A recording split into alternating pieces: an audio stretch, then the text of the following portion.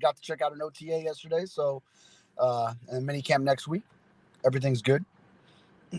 Yeah. Overall, what did you health wise? What did you notice first and foremost on the team? Some of the guys like Azukama, you saw him look good last week. Does he continue to look good? Those kind of things. Yeah. Azukama had another good OTA. He got a deep ball. Also had a touchdown in red zone drills, 7-on-7. So good work from him. Yeah, continues to. Yeah, after we highlighted him as one of the standouts from the first one, so he kept it up. And then Cam Smith, who I wrote about yesterday, and how he didn't take the shot at Vic Fangio the same way Javon Holland did, even though he probably might be the guy with most reason maybe to take a shot if he wanted to, but he took the high road there. But he was progressing because he was on he was working out on the side that first OTA that we saw last week, and then now he was involved in team drills. So stuff during OTAs is undisclosed. So whatever he was dealing with, if he was dealing with something minor, getting over that, and then you saw him a little bit in team drill. So that was good to see. A lot of the same guys that were not present for the first one weren't there. I mean, Tua was back obviously, but like Zach Sealer was back, another guy there. So, but a lot of the other ones, Teron Armstead, the trio of wide receivers, Tyreek Hill, Jalen Waddle, Odell Beckham Jr. not there. Instead of Raheem Mostert, he was there. It was Devon Achane we didn't see. So, maybe guys going in and out as far as OTA participation. A lot of those aren't because of injuries or anything, but just, maybe lengthening out how much they participate or whether they do or do not on certain sessions. Did you guys get into any of the NFL PA stuff about trying to renegotiate the off seasons and eliminate some of these OTAs and report earlier to training camp and those kind of things? Have you guys talked to the players about that yet? Yeah, not so much the players. It was brought up to McDaniel yesterday. And he kind of talked around it a little bit, but did mention how it's going to be a longer season. We could be on the horizon, on the verge of having the longest season ever. So interesting to go that route. Maybe try to lengthen training camp, and then sort of instead of going all right in and out, you do your off-season workouts, you do your OTAs and mini camp, then you take a break, and then you come back and try to ramp it back up. Just having a longer sort of training camp, have those OTAs and mini camp go into the training camp. It'd be interesting. Whatever the science says, I guess, would be best for the players in those cases. I found it odd, to be quite honest, because, and maybe this is something like we got into Azukama before last week that I told you the real football talk is not whether Tua or any of these veteran guys are here or not in a stupid OTA that doesn't do anything whatsoever. It's more about the injured guys, the guys that, hey, are they back on the field? Do they look good? Azukama, like all that. To me, the storyline out of all of that is, why would players want to eliminate the OTAs and eliminate your dead summer? Because if you're now going to, as the story says that Tom Pelissero wrote, that you're going to report in late June or early July, the players that are parents, okay, so you're working during most of the school year, and you're OTAing during the school year. Now you're off during the summer in June and most of July where you can be with your kids. Now you're going to eliminate the OTAs in times when the kids are still in school. Instead, you're going to add them to the summer, and you're going to take the parent out of the mix in the summer. So I'm thinking a Raheem Mostert. What does that do? What does that do for Tua? What does that do for the fathers that, like, dude, the June and the July is the time you actually get to spend with your kids and your family overall. A mini camp now in May doesn't affect you really because your kids are in school right now. So it kind of works out for you. I think you kind of screw the family over by doing this. So I'm really interested in seeing if you guys write a story about something like that, because to me, that would be the real storyline in all of this, that, you're kind of eliminating the family time for some of these guys in the summer. I don't think that's a good idea. Yeah, when you started reeling off players and as fathers, I thought you were going to go the Tyreek Hill route. I thought you were going to get him named Tyreek Hill. Oh, no, but bro, he's got enough troubles already. Like that's a Chris Greer special. That's a low hanging fruit. That's too easy. You know what I'm saying? That's just I was just ready for it. I was just ready, mentally preparing that you were about to mention him. He's got 5 baby mamas. He can't even be with his kids as it is. I mean, anyone that has a whole bunch of kids with a whole bunch of women, there's no way you can be a good father to all the kids. It's impossible, because you can't be everywhere, unfortunately. But that's I'm not even worried about that. I'm worried about like the real family people. I'm talking about the real family people that's got to bother them a little bit. Like, I don't know if I want this. I kind of like what we're doing, so I'm very interested to see what the players say about that, because I was thinking about that. I'm going, you guys are eliminating the summers for these guys, and some of them wives are going to be pissed. They're going to be pissed, bro. They got to carry the load of the kids the entire time and the summer now, and so they don't have the husband to help out on. I don't know about that, bro. I don't know about that.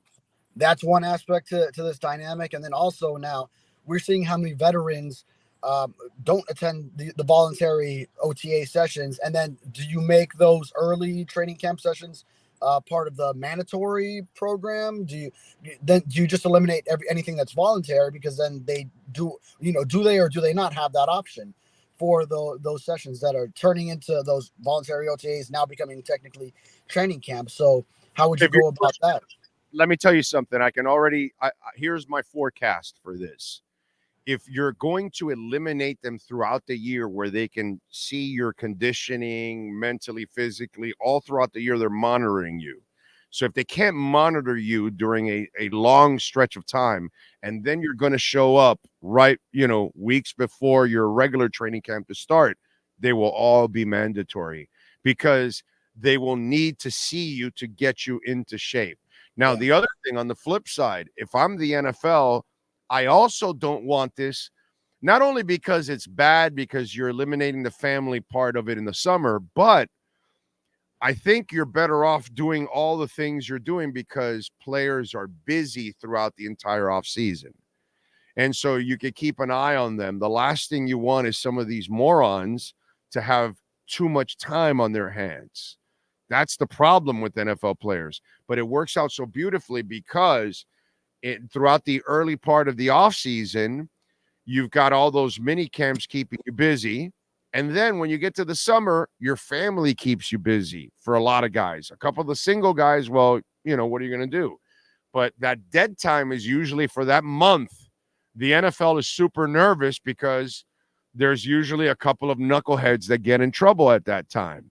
You know what I'm saying? So the idea of what they created throughout the offseason that kind of, keeps players on and off, but busy throughout the offseason, it's kind of good for them, because too much time on their hands ends up being bad for, less than 5% of your roster. It's a small percentage, but as you know, David, there's always a couple of knuckleheads in every locker room, every single one. Yeah. And I think the veterans that do stay away from some of the voluntary workouts, the teams already know that they're doing what they need to do on their end. That, like Tua, he misses some sessions, but the Dolphins know, Mike McDaniel knows, he's communicating with him that he's working with John Beck, whom Mike McDaniel knows from that 2011 season in Washington, which he pointed out just yesterday. A little connection there between now Mike McDaniel, Tua, and John Beck working together. That Tua is working on his own, on his slimming down, on his body. Tyreek Hill and Jalen Waddle, they're doing their own thing. Other guys have done this long enough where they know what they need to do in the offseason. They know their body. They understand themselves to be able to be prepared for that upcoming season. So some of the younger guys, maybe a rookie that comes in and maybe hits that rookie wall at some point in that season, and then he just wants to take time off that whole offseason. You don't know how he's going to respond once he has several months in a row. Maybe he ends up in reports out of shape once he does get back. So yeah, that would be one interesting thing, is that the monitoring would be key, because you need to make sure some of those guys that maybe haven't been through it, that they're staying on top of what they need to do to stay prepared for the upcoming season. So how's the slimmer Tua looking? Good, man.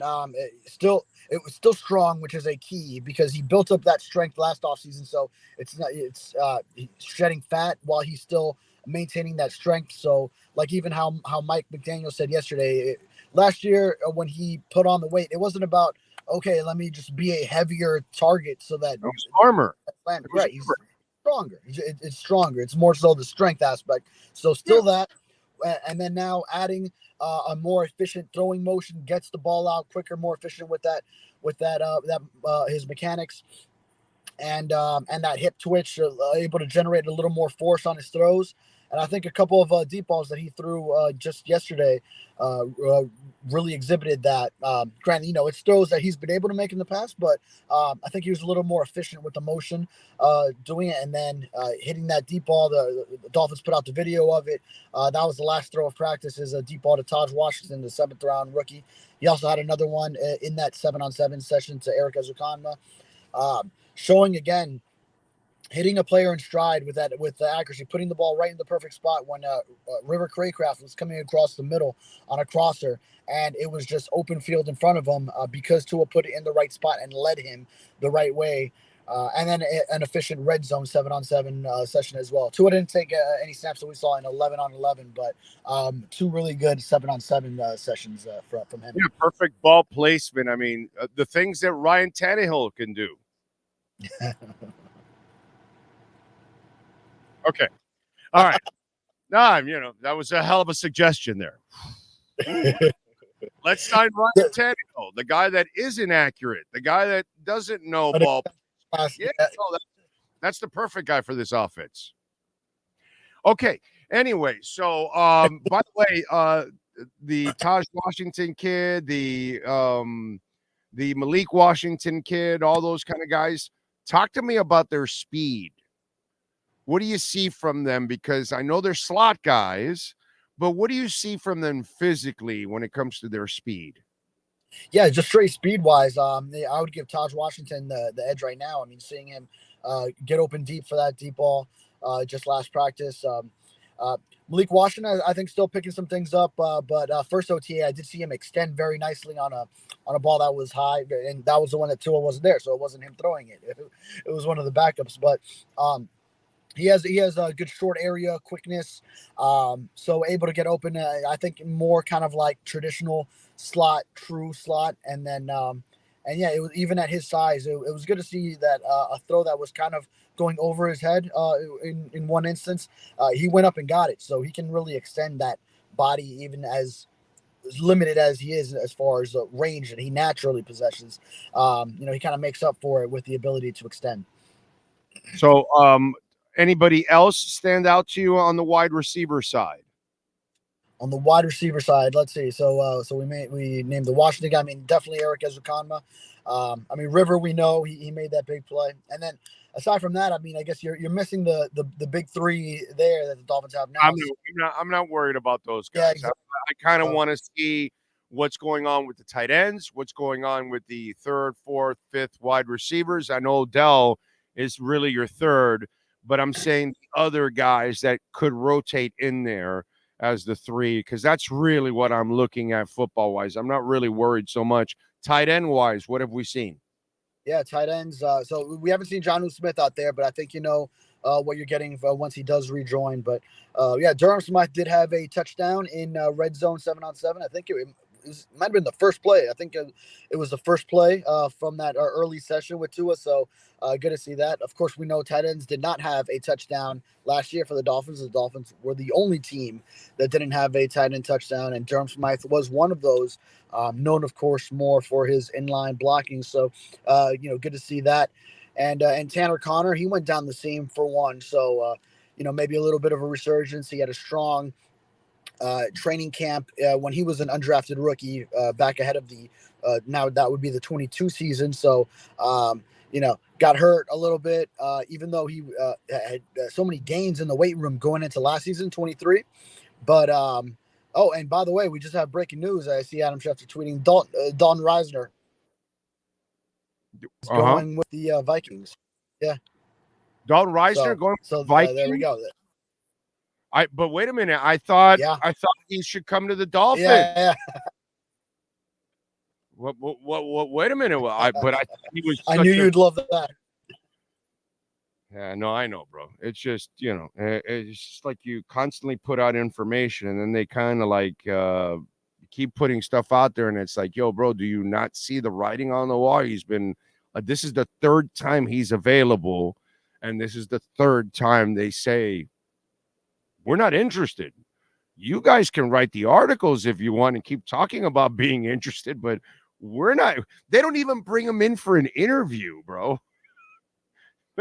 Dalton Risner's never been brought in for a conversation. And yet we have people out there in the media that keep writing Dalton Risner with the Dolphins. While you were gone, I was saying that they don't even bring him in for an interview. I think they pick up the audio. I think I still had the audio, even if my side was a little.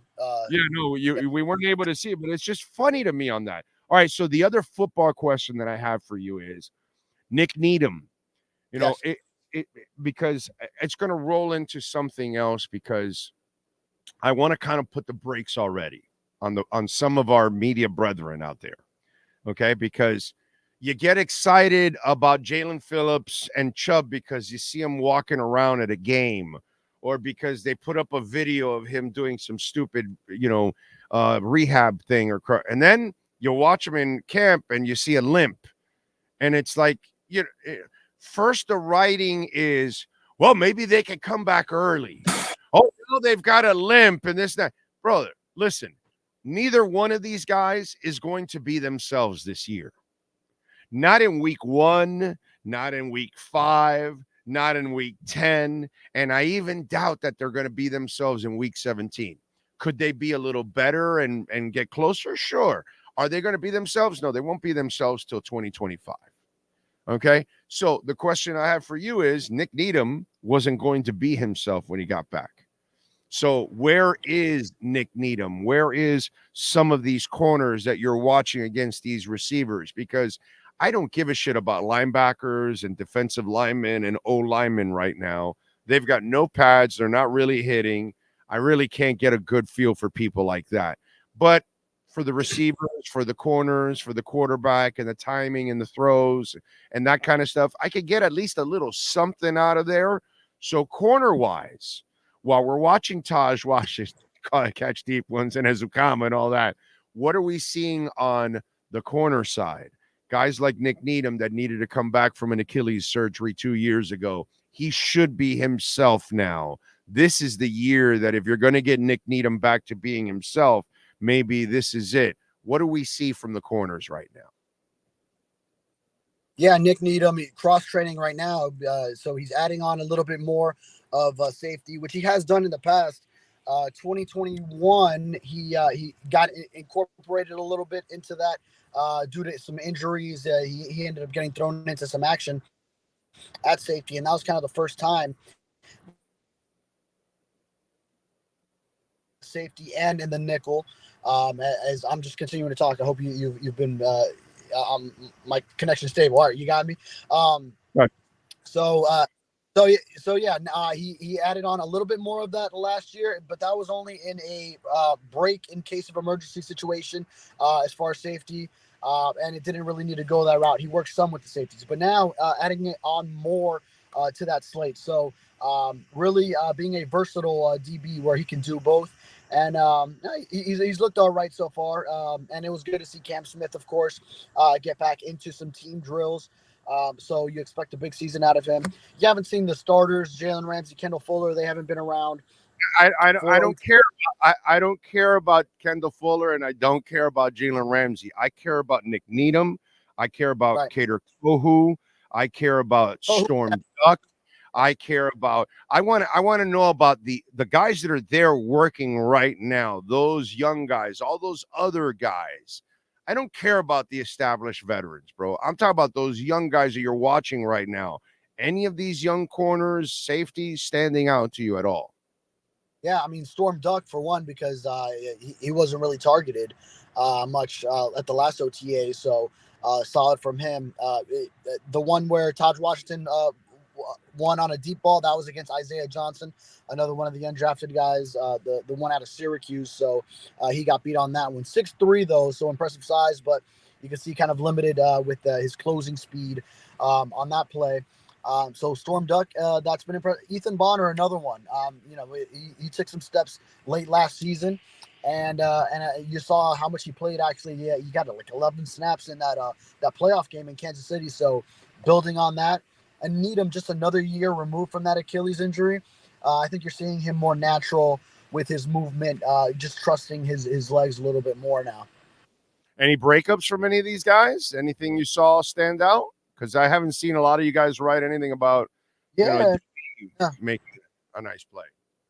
yeah, no, I mean, weren't too many breakups. There was one on the near side where I couldn't really tell if it was broken up or if Julian Hill, the tight end, just had it go off his hands. It was tight coverage, and there were a lot of bodies on the sideline near it.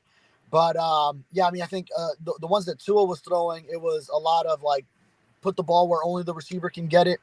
I know the especially in the red zone drills, Jaquan Burton, the FAU wide receiver, he actually had a drop down there, that one that went off his hands as he shook free a little bit, and Mike White and Skylar Thompson, they kind of had some dump offs once they didn't have that first read there, so kind of making safer throws and avoiding a lot of opportunities for the DBs to break up passes. So actually, last session you didn't see too much of that. All right, what do you got going on this Sentinel so folks can check you out? Yeah, we already have stories up from yesterday. Everything Mike McDaniel said, the updates with Tua and his throwing motion, practice report from yesterday, and then also writing Camp Smith, how he actually appreciated that rookie season, how he was able to learn. So I have a story up on that, and I'll still be writing about Liam Eichenberg this offseason. He's working in at center while Aaron Brewer kind of working himself into going into the team reps. He expects to be at guard later on, and then also I'll be writing the starter, bro. He'll be the starter. That's what I've told everybody from the get-go. He's going to be your right guard. Wynn will be your left guard. And then that way Eichenberg is in there the entire time with Brewer. One, he helps Brewer early on with the calls. Two, he's already in the game. So if something happens to Brewer, he moves over right away. And then you'll bring on Cotton or whoever else is battling for the backup jobs, at guard. But that keeps Eichenreich in the game. And at the same time, if something, God forbid, happens to Brewer, he just moves over and he's already in the groove. You know what I'm saying? So, and he's comfortable because he's confident because he's played the position. As long as he's healthy, I think he's headed for a good season, dude. I think he's headed to shock us like Austin Jackson did if he stays healthy. I really do. I think you combine Liam Eichenberg there with 1997 World Series champion Jim Eisenreich. Yes. That's what you're doing there. Yes. Levon Hernandez, by the way, banging the drum at the Florida Panthers game. Yes. That was cool. He doesn't age. He looks the same. I can write. Yes. Eisenreich. Eisenreich. Used to call him Muecas. Oh, yeah. Right. Yeah. He'd have Muecas all the time. You'd be talking to him and he'd be doing all those face gestures. Well, and Liam Eichenberg. Like favorite pitcher, Steve Carlton from the Phillies. Way old. You I don't even know if I've heard of the name. But yeah, he would be on the mound making all kinds of faces too. Yeah. Well, Steve Carlton was from Miami, right? Or am I thinking of someone else? I think you're thinking of Charlie Huff. Well, I know Charlie Huff, but let's see. All right, once I get off, I'm gonna look up Steve Carlton to see. Steve Carlton, a Miami guy? Maybe I'm completely off, but I thought maybe. No, hey, hold on, bro. You might be right. You never know. You I- could be right, bro. Let's see. I love to learn things. yeah, Miami, Florida, born December 22nd, 1944. There you go. I didn't even know my favorite pitcher of all time, Stephen Norman Carlton, was born in Miami, Florida. yeah. I did not know. I wonder if he pitched at a local high school. I'm not sure, but I Uh, thought. God, where would it be? Probably down in the personal part, right? God, legacy, personal life. Doesn't say anything there. I'd have to look it up. You know, somebody on the chat board will have some information that will help us. You know who Trust would know? Larry Bluestein would know that. He Yes, just yes, yes. It would be Larry Bluestein, the only guy He went to that North Miami Senior High School. Oh he yeah, went to, he's a fucking stingeree. look at that. And he pitched at Miami-Dade College. Yeah. There you go. Oh, shit, he's a Miami High stingeree like my wife. Wow. Wait a minute. No, he attended North Miami High School playing baseball at first. Carlton had no plans beyond high school and showed little interest in his studies. As a senior, Carlton quit basketball to concentrate on pitching. He was with his teammates in high school, and Kurt whatever and his teammate Richie whatever defeated Charlie Huff 1-0 in the playoffs under coach Jack Clark Milich, who was later the victim of a murder.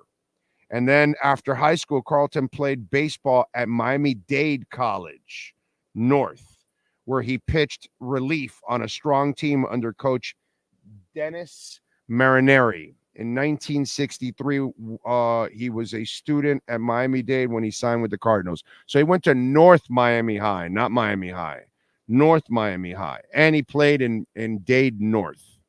Look at There that. That must have got cut off. I said North Miami High School. Oh, you did? Oh, okay. Yeah. I only picked up Miami High. I was like, Yeah. whoa, dude, really? Wow. Stingeree. Look at that. We learn something new every day. Every day.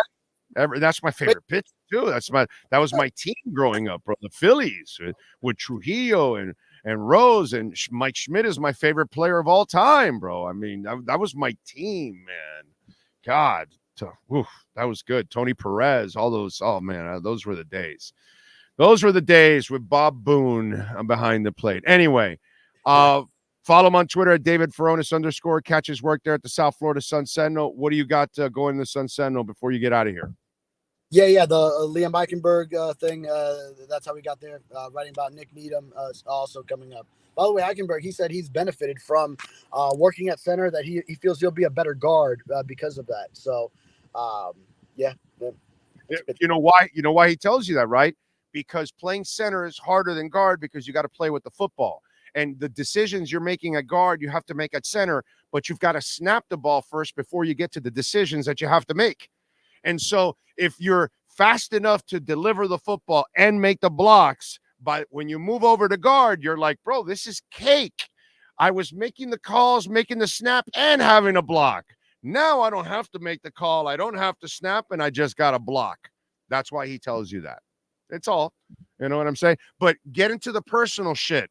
If their summers are disappearing, I'd love to hear from the family guys, because I think this will be a problem around the league. I really do. Okay? That'll be good to start asking players, asking around a minicamp. Yeah. All right, baby. Enjoy the football. We'll talk later. Welt Rheaume, baby. Jeff, Welt, Daniel Rheaume. They are the best in the business. 954-966-4646. Bankruptcy, homeowner property damage, condo damage, criminal defense, business owner claims, commercial litigation, personal injury, and hurricane season is days away. June 1st. It starts to November 30th. You need this phone number. Save it on the cell phone, because God forbid you have any water damage, any hurricane damage, any kind of damage. You don't want to call the insurance companies, because they love talking to you and taking advantage of us. No. You want to call Welt Rheaume, because they have their own adjusters, and then they'll call the insurance company and handle everything for you, so it's stress-free. 954-966-4646. 4646.